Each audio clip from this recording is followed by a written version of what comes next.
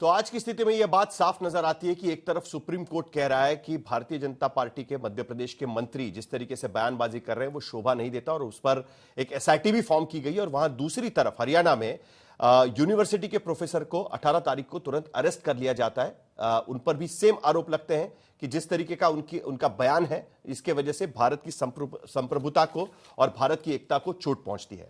तो आखिरकार ये दो अलग अलग इस तरीके की कार्रवाई क्यों हो रही है, इस सारे मुद्दों पर हम चर्चा करेंगे। और दूसरी तरफ यह भी कहा जा रहा है कि जो प्रोफेसर पर एक्शन हुआ है उनको अपनी बात रखने का अधिकार है। तो इन सारे मुद्दों पर हमारी चर्चा होगी। हमारे साथ तमाम मेहमान जुड़ चुके हैं। हमारे साथ है सूरजपाल अमू, करनी सेना के नेता है, अजय उपाध्याय कांग्रेस पार्टी के प्रवक्ता। कांग्रेस ने अली खान की इस गिरफ्तारी पर आक्षेप उठाया हुआ है और उनका कहना है कि इस तरीके की गिरफ्तारी पूरी तरीके से गलत है।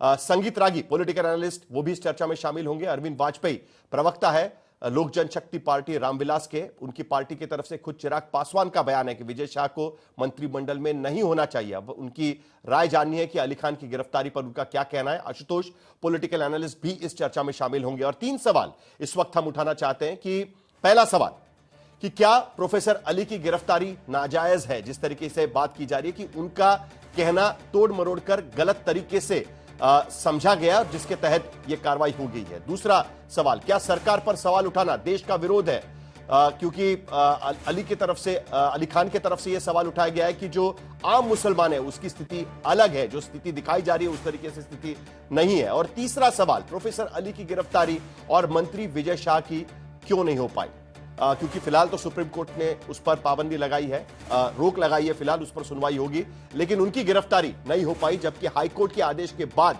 उनके खिलाफ भी एफआईआर किया गया था। तो सबसे पहला सवाल, अरविंद वाजपेयी, आपको क्या लगता है आज की स्थिति में, क्योंकि आपकी पार्टी ने स्पष्ट भूमिका ली है इस पूरे मामले पर। आपकी पार्टी का कहना था कि जो विजय शाह ने कहा वो पूरी तरीके से गलत है और उनको पद से हटा देना चाहिए, उन पर कार्रवाई करने के लिए भी आपकी पार्टी कह रही है। और दूसरी तरफ अली खान की गिरफ्तारी तुरंत हो जाती है 18 तारीख को। अरविंद वाजपेयी,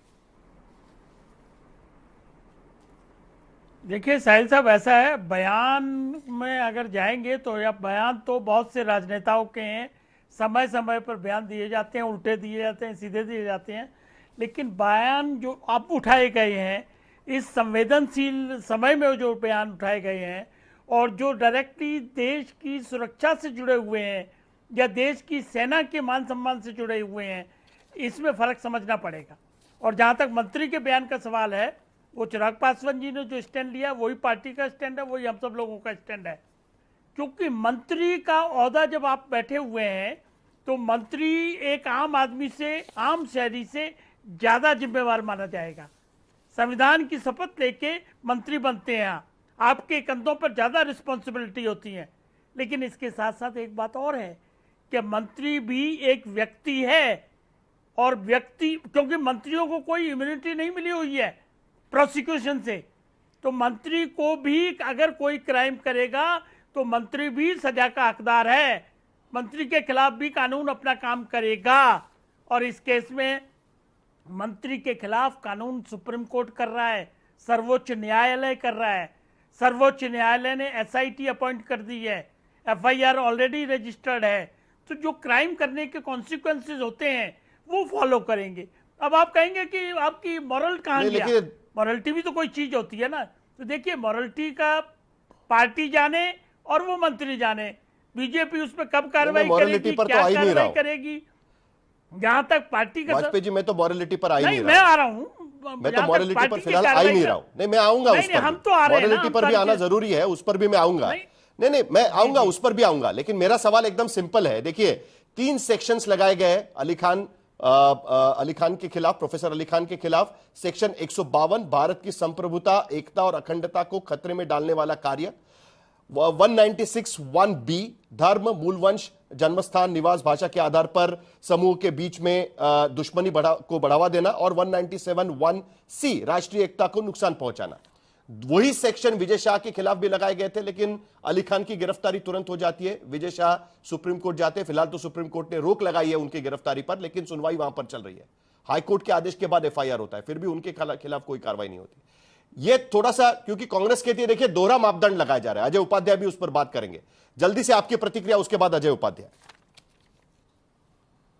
साहिल साहब, ये दोहरा मापदंड का सवाल नहीं है। ये सवाल ये है कि जिस आदमी ने बयान दिया है, बयान के अलावा पहले तो बयान के पीछे इंटेंशन क्या है और वो बयान के तार कहां तक जुड़ते हैं। अगर प्रीमा फेसी ये लगेगा कि ये बयान की इंटेंशन गड़बड़ है और बयान के जो बयान के तार हैं वो कहीं गहरे तरीके से जुड़ते हैं, तो उसको फौरन गिरफ्तार करना पड़ेगा। और अगर खाली बयान है और उसके पीछे कोई इंटेंशन नहीं है या कोई और कॉन्स्पिरेसी के तार नहीं जुड़ते हैं, तो आप उसको गिरफ्तार करेंगे नहीं करेंगे, ये पुलिस वाला एजेंसी डिसाइड करेगी।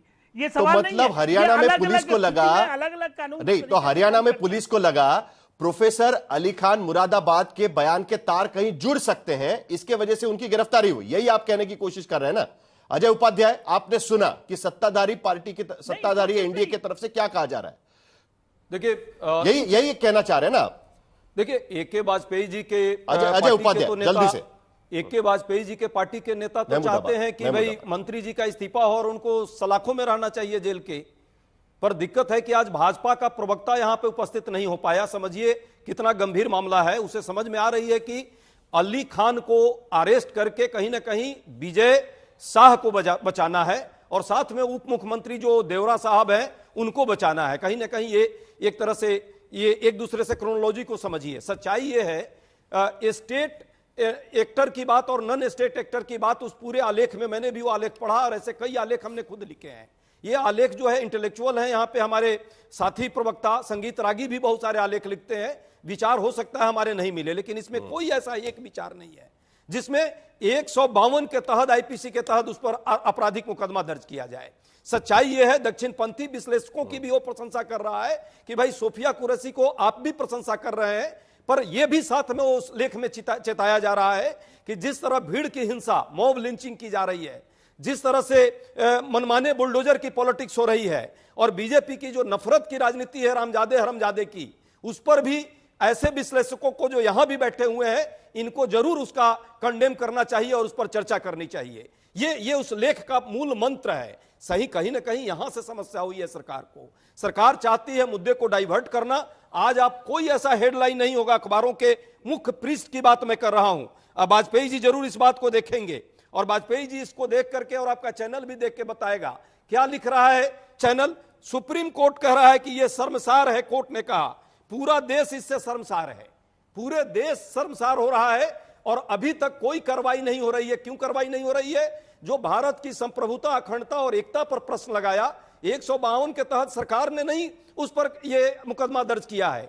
हाई कोर्ट के स्पेशल निर्देश पर संज्ञान लिया हाई कोर्ट ने, फटकार लगाई सुप्रीम कोर्ट ने, फिर भी मुकदमे को कमजोर करने की साजिश हुई और अभी तक भाजपा का शीर्ष नेतृत्व एक शब्द नहीं बोला। दूसरी बात, संगीत रागी जी चूंकि आरएसएस के भी पक्ष को कहीं ना कहीं रखते हैं, स्वयंसेवक हैं, इनसे भी मैं पूछना चाहता हूं। मैं लगातार कई दिनों से आरएसएस का जो ट्विटर हैंडल है उसको खंगाल रहा हूं।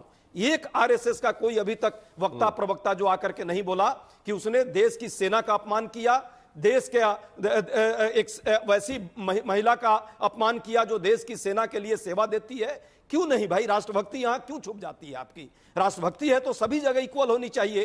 तीसरी बात, जिस तरह लगातार हिमांशी के साथ हुआ, नरवाल के साथ क्यों हुआ? क्योंकि वह हिंदू मुस्लिम इस देश में नहीं होने देना चाहती थी। क्यों हुआ विवेक मिश्री पर? विवेक मिश्री ने जो बात रखी वो तो सरकार के पक्ष की बात थी और वही लोग ट्रोल आर्मी है जो भाजपा के कारण है।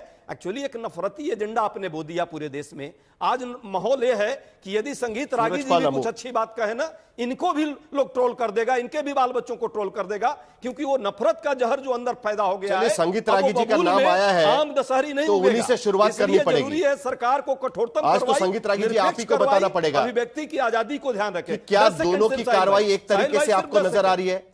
आपने भी 10 सेकेंड, चलिए 10 सेकंड जल्दी खत्म करिए, दूसरे के पास भी जाना है। दोनों केस में आकाश और पाताल का अंतर है। एक व्यक्ति ने सेना का अपमान किया, एक व्यक्ति ने सेना की एक हमारी जो वीरांगना बहन है उसका अपमान किया, उसको पाकिस्तानी आतंकवादी का बहन बताया। दूसरा व्यक्ति एक ब्लॉग लिखता है, आलेख लिखता है और आलेख में चर्चा करता है जो बुद्धिजीवी डिबेट का एक मुद्दा है, अभिव्यक्ति की बात है, उसमें कहीं एक शब्द महिला का अपमान नहीं है। यदि मैं दावे के साथ कहता हूं, यदि ये चीज सिद्ध हो जाए, मैं यहां आपके इस मंच से मैं घोषणा करता हूं, मैं एक विद्यार्थी भी हूं पॉलिटिकल साइंस का, मैंने भी 5 किताबें लिखी हैं। मैं आज से किताब लिखना और लेख लिखना बंद कर दूंगा। ये झूठे तथ्य यहाँ नहीं अजय उपाध्याय ने बीड़ा उठाया है, झूठे आप सिद्ध करवा दीजिएगा एक डिबेट करना कि आप भी डिबेट की महिला का अपमान हुआ है इसमें। संगीत रागी, आपने भी वो पोस्ट पढ़ा होगा, क्या आपको लगता है कि विजय शाह जिस तरीके से बयानबाजी कर चुके हैं और अली खान महमूदाबाद उनका जो फेसबुक पोस्ट है, जो उनका सोशल मीडिया पोस्ट है, ये दोनों एक ही तरीके का एक्शन अट्रैक्ट करते हैं जिस तरीके से हरियाणा पुलिस ने उनकी गिरफ्तारी की?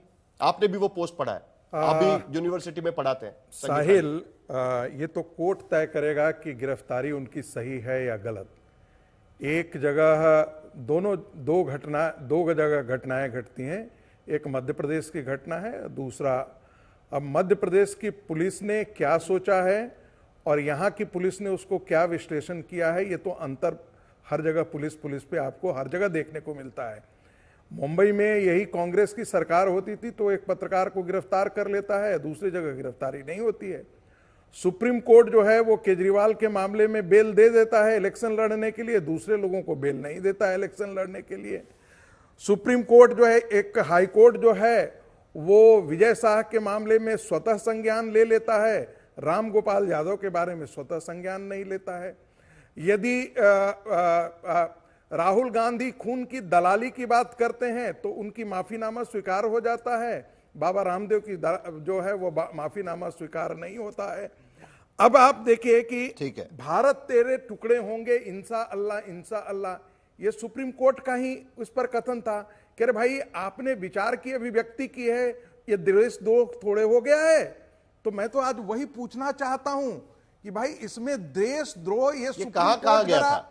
एक मिनट, मैं अपनी बात खत्म कर लूं, इसके बाद सवाल कीजिएगा। ये टुकड़े होंगे इंशाअल्लाह और उसको सुप्रीम कोर्ट ने मान्यता दी है, कहां हुआ ये? देखिए संगीत रागी जी, जब जेएनयू कोर्ट हम लोग ठीक से करेंगे सर, मैं ठीक है, जब जेएनयू तो उसमें सुप्रीम कोर्ट ने यह नहीं कहा है, सुन लीजिए, जब जेएनयू ये नहीं कहा है, जब जेएनयू की घटना घटी थी और मामला सुप्रीम कोर्ट में गया था तो सुप्रीम कोर्ट का यही ऑब्जर्वेशन था सर। उस समय का प्रोसीडिंग्स का आप ऑब्जर्वेशन देख लीजिए कि भाई ये तो नारे लगाए गए हैं ना, नारों में क्या होता है, इसमें कहां देशद्रोह हो जाता है। मैं सिर्फ इतना कहता हूं, विजय शाह ने जो कहा वो बिल्कुल गलत किया और पार्टी को निर्णय ले लेना चाहिए था।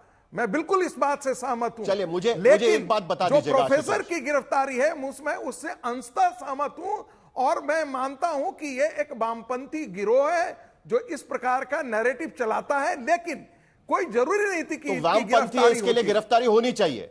नहीं, मैंने फिर कहा, ठीक है ना, आप जरा मैंने फिर कहा कि कोई जरूरी नहीं था, कोई आवश्यक नहीं था। पोस्ट जरा पढ़ के बताता हूं ना। देखिए देखिए पूरा जो पोस्ट है ना उसमें से 2 स्टेटमेंट ऐसे हैं जो कंप्लेंट में लिखे हुए हैं। आशुतोष, पूरा पोस्ट पढ़ा है, एक मिनट, वो पूरा पोस्ट पढ़ा है, लेकिन वो पूरे पोस्ट पर कार्रवाई नहीं है सर। संगीत रागी जी, एक बार फिर मैं आपको बताता हूं, जो कंप्लेंट फाइल की है हरियाणा के विमेंस कमीशन के तरफ से जो शिकायत दर्ज की गई उसमें 2 कोट लिखे गए हैं, उस पोस्ट में से 2 कोट लिए हुए हैं और उस कोट में यह लिखा गया है कि मुझे यह देखकर बहुत खुशी हुई, उनके पोस्ट में लिखा हुआ मैं बता रहा हूं, मुझे यह देखकर बहुत खुशी हुई कि दक्षिणपंथी टिप्पणीकार कर्नल सोफिया कुरैशी की प्रशंसा कर रहे हैं, लेकिन शायद वो इतनी ही जोरदार मांग भी करते कि भीड़ द्वारा पीट कर, यानी मॉब लिंचिंग के बारे में भी वो कहते, उसमें जो शिकार हुए वो, और जिस तरीके से बुलडोजर जस्टिस किया जाता है और भारतीय जनता पार्टी जिस तरीके से घृणा फैलाती है कुछ अल्पसंख्यकों के खिलाफ, उससे जो पीड़ित है उनके बारे में भी वो उसी तरीके से बात करें। नंबर 1, 2 महिला सैनिकों द्वारा अपने निष्कर्ष प्रस्तुत करना, जो प्रेस कॉन्फ्रेंस उसने की है, उसके बारे वो दृश्य महत्वपूर्ण है, वो जरूरी है भारत के लिए, लेकिन इस दृश्य को जमीन पर वास्तविकता में भी बदलना पड़ेगा, उसको रियलिटी में लाना पड़ेगा। यह एक स्टेटमेंट कोट किया गया है कि इस पर कार्रवाई करें, इसमें अपमान हुआ है। साहिल, तो इसमें कार्रवाई होनी चाहिए क्या? कोर्ट की कार्रवाई छोड़ दीजिएगा, कोर्ट के सामने चला गया है, वो पुलिस ने क्यों किया है वो छोड़ दीजिएगा। मैं आप भी एक यूनिवर्सिटी के प्रोफेसर है, आप कल इस तरीके से लिखेंगे तो आप पर कार्रवाई होगी तो चलेगा क्या? ये आपको पूछ रहा हूं साहिल। मैंने कहा कि ये कोई तथ्य नहीं बनता है, हालांकि मैं मानता हूं कि ये पूरी तरीके से जो पोस्ट है, मैं उसे वाहियात नहीं कहूंगा, लेकिन ये पूरा का पूरा एक तरफा है, ये पक्षपातपूर्ण है बुलडोजर जस्टिस आप कहते हैं, लेकिन सरतन से जुदा होने के नारे और इस्लामिक रेडिकलिज्म पूरे देश में फैला हुआ है, उसके बारे में तो आपकी चुप्पी सज जाती है। तो बात ये करिए ना उसके वामपंथी खिलाफ। गिरोह का ये है, कौन मना कर रहा है उसके लिए? धंधेबाज वामपंथी गिरोह यूनिवर्सिटी में है, उनका ये नैरेटिव है। लेकिन मैं फिर कहता हूं, इस आधार पर गिरफ्तारी आवश्यक नहीं थी, गिरफ्तारी नहीं होनी चाहिए थी। ठीक है आशुतोष। साहिल, मैं आपसे गुजारिश करूंगा कि आप संगीत रागी को बीच में बोलने से रोकेंगे। मुझे इस बात का डर लग रहा है आज की तारीख में कि मैं अगर कुछ बोलूंगा तो मैं भी गिरफ्तार हो सकता हूं। ईमानदारी की बात है, और इस देश के अंदर हर वो शख्स जो ईमानदारी से भारतीय जनता पार्टी, नरेंद्र मोदी और आरएसएस की आलोचना करना चाहता है, उसको आज इस बात का डर है कि वो गिरफ्तार हो सकता है। अगर अली खान, मैंने कहा था बीच में मत बोलिएगा प्लीज। अगर अली खान महमूबा अगर अली खान को उनके पोस्ट की वजह से अरेस्ट किया जा सकता है, तो मुझे लगता है कि भारत के लोकतंत्र में इससे बड़ा काला अध्याय कभी नहीं हो सकता। और मुझे इस बात का भी डर लग रहा, कहीं खुदा न खास्ता अगर सरकार बदले और दिल्ली विश्वविद्यालय में राजनीति शास्त्र के एचओडी कोई पोस्ट लिखें और वो गिरफ्तार हो जाए, अब इस आशंका से मुझे कोई वो नहीं है। जो बात हमारे दोस्त संगीत रागी टेलीविजन चैनल्स पर आकर कहते हैं, जो पोस्ट लिखते हैं वो भी अली खान की तरीके से ही आपत्तिजनक हो सकता है और गिरफ्तार भी हो सकता है। मुझे कोई दिक्कत नहीं है बात कहने में। मैंने कहा है कि मैं गिरफ्तारी को संगीत रागी जी प्लीज आप बीच में मत बोले तो बेहतर रहेगा। बहुत गंभीर मसले बातचीत हो रही। मैंने सिर्फ संगीत रागी जी सुन लीजिए, आप दोनों का चलता रहेगा सर। इस प्रकार की पोस्टें लिखा कर सर, दोनों के मुद्दे अहम हैं और दर्शक पूरे दोनों के मुद्दे जानना चाहता है, समझना चाहता है। जरा हम बात कर लेते हैं ना, सब लोग अपनी बात सुनेंगे। देखिए सूरज पलामोजी को भी बात करनी है उसके बाद में। जिस तरीके से देखिए, कल आपके ही इंडिया टुडे चैनल पे रेणु भाटिया से आधे घंटे तक पूछा गया, आधे घंटे तक, क्या आप बताइए कि इसमें आपत्तिजनक क्या है। वो सवाल का जवाब नहीं दे पाई। अब या तो उनकी अंग्रेजी बहुत अच्छी है, या मैं उनकी बात को समझ नहीं पाया, या दुनिया उनकी बात को समझ नहीं पा रही। वो खुद सवाल का जवाब नहीं दे पा रही। तो आधे घंटे तक एंकर लगा था, 7 बार उन्होंने पूछा आपके एंकर ने कि बताइए रेणु जी इसमें गलत क्या है, आपत्तिजनक क्या है। वो नहीं जवाब दे पा रही थी। ये एक इस देश के अंदर अब पढ़ा लिखा होना एक गुनाह हो गया है। लोग सड़क पर खड़े होकर ये पूरा बेबुनियाद है, ये पूरा बकवास है। आप रोज सत्यहिंदी.com पर नरेंद्र मोदी को गाली देते हैं। मैं अलग हो जाता हूं। पत्रकारों